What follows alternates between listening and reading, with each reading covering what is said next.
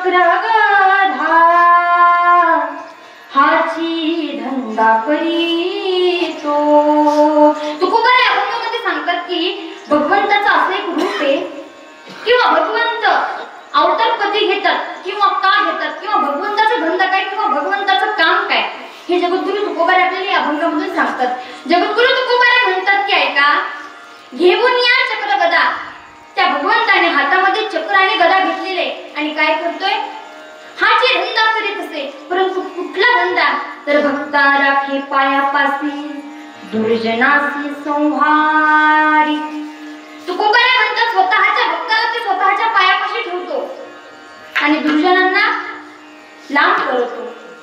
आणि असंच अव्यक्तते आकारले रूपाले गुणावंत. तुकोबारे म्हणतात तुम्ही त्याला तुमच्या कामानं सिद्ध करा. त्याचं कुठल्याही प्रकारचं रूप नाही.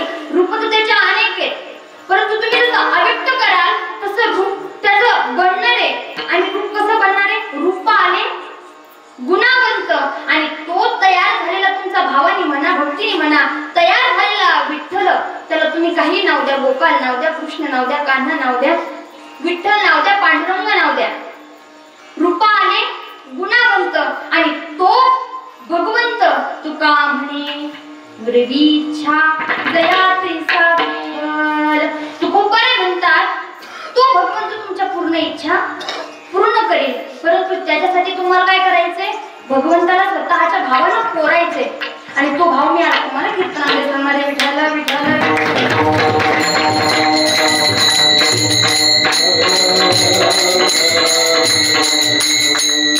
सर्वात प्रथम आज काय उपवास केले सगळ्यांनी,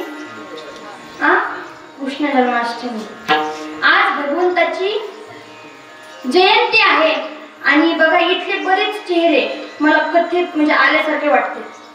बरेच आहे ना, बरोबर. तुम्ही म्हणजे यातले मला तरी असं वाटते 50% माणसं कथेला होते. मला सांगा कथेमध्ये किती मजा होती. कृष्ण जन्म दिवशी होता का तुम्ही, किती मजा केली होती आपण. तशीच मजा आपल्याला आज करायची बरं का. मी कीर्तन थोडं सांगून दे. मला सांगितलंय कीर्तन ताई कीर्तन थोडं सांगा, परंतु आज गवळणी जास्त म्हणा. महिलांना आपल्याला इथं फेर करायचंय बरं का, पण शेवट अगोदर आपल्याला अभंग सोडवायचा आहे. अभंग जगद्गुरु तुकोबाऱ्यांचा आहे.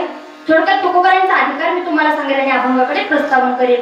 कोण होते ते तुकोबाराय असा प्रश्न जर कुणाला पडला तर त्यांना सांगेन मी, दादा या स्वराज्याचे संस्थापक शिवछत्रपती आणि त्यांचे गुरुवर्य म्हणजे जगद्गुरु तुकोबाराय. नवे तर पूर्ण जगाचे गुरु जे झाले ते जगद्गुरु तुकोबाराय. याच्याही पुढे जाऊन सांगेल. ज्यांची पाऊल वाट देखील भजन करत होती ते जगद्गुरु तुकोबाराय. नवे तर ज्या शिळावरती तुकोबाराय भजन करत होते ती शिळा देखील भजन करत होती हे तुकोबाराय. तुकोबारायांचा अधिकार मी तुम्हाला सांगितलेला आहे. आपल्याला अभंगामध्ये प्रस्तावन करायचे. ते जगद्गुरु तुकोबाराय सांगतात भगवंताचा धंदा. आता धंदा हा शब्द आपल्या बऱ्याच वेळेस कानावर पडलेला आहे. तुम्हाला 3 प्रकारचे धंदे सांगते मी. आता इथल्या प्रत्येक माणसाचा धंदा सांगायला मी इथे उभी राहिली नाही. मी तुम्हाला 3 प्रकारचा धंदा सांगणार आहे. पहिला धंदा सांगेन मी तो आपल्या सर्वांचा, सर्वसामान्य जीवांचा.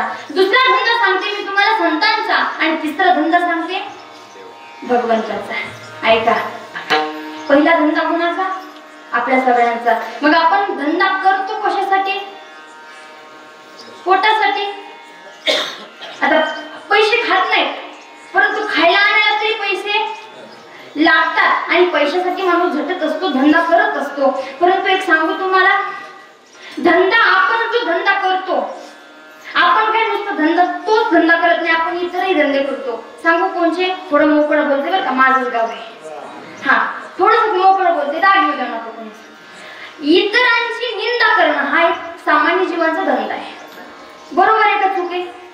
महिला मंडळ, तुम्ही ज्यावेळेस मोकळ्या वेळेत असतात त्यावेळेस तुम्ही हरिपाठ म्हणता का? म्हणता का? खोटं बोलायचं नाही, देवाचं मंदिर आहे म्हणता का? बरं काकडा म्हणता का? मग नाही. काय करता? निंदा करता. सून सासूची करते, सासू सुनाची करते आणि ती शेजारी दोघीचं पण ऐकून घेते आणि दोघींना पण एकामेकीचं सामान देते. आणि मग काय होतात? भांडणं होतात. हे धंदे आहेत आपले. म्हणजे आपण काय करतो, भजना व्यतिरिक्त आपण इतर गोष्टींकडे जास्त लक्ष देतो. परंतु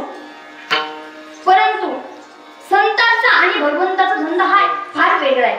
हा झाला आपल्या सामान्य जीवाचा धंदा. मी तुम्हाला सांगते संताचा धंदा.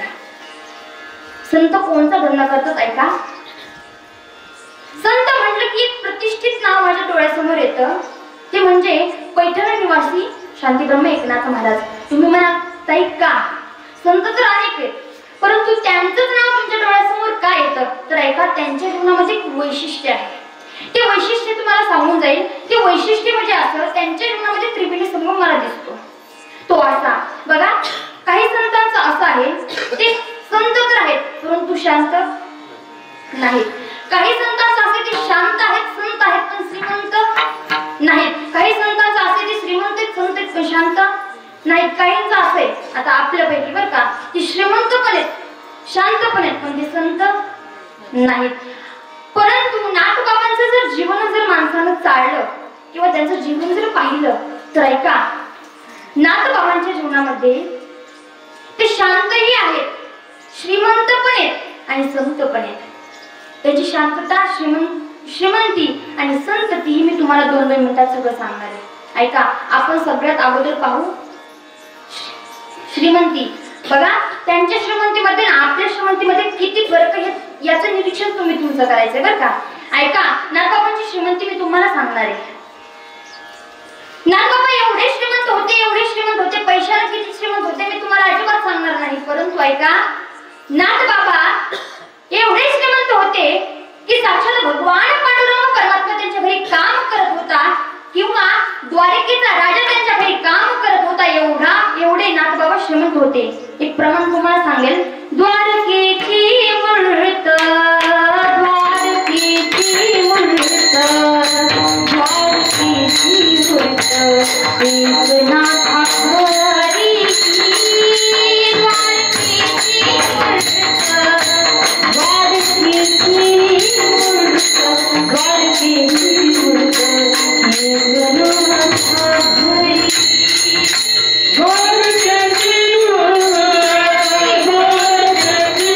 मूर्त, द्वारकेची मूर्त, एकनाथा हरी.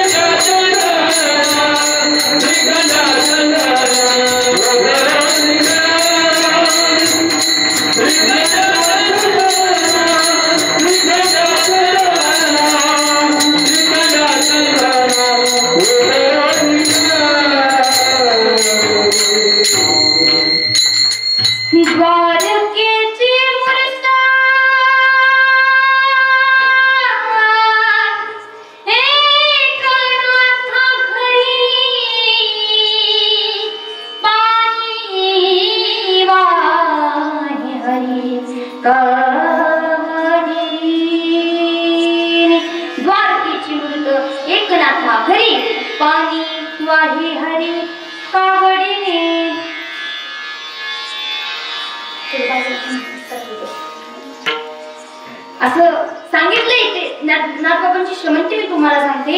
एवढे श्रीमंत होते माझे नाथबाबा. या जगाचा चालक मालक असणारा पांडुरंग परमात्मा तो नाथबाबांच्या घरी कामाला होता. कोणचं काम करत होता? त्या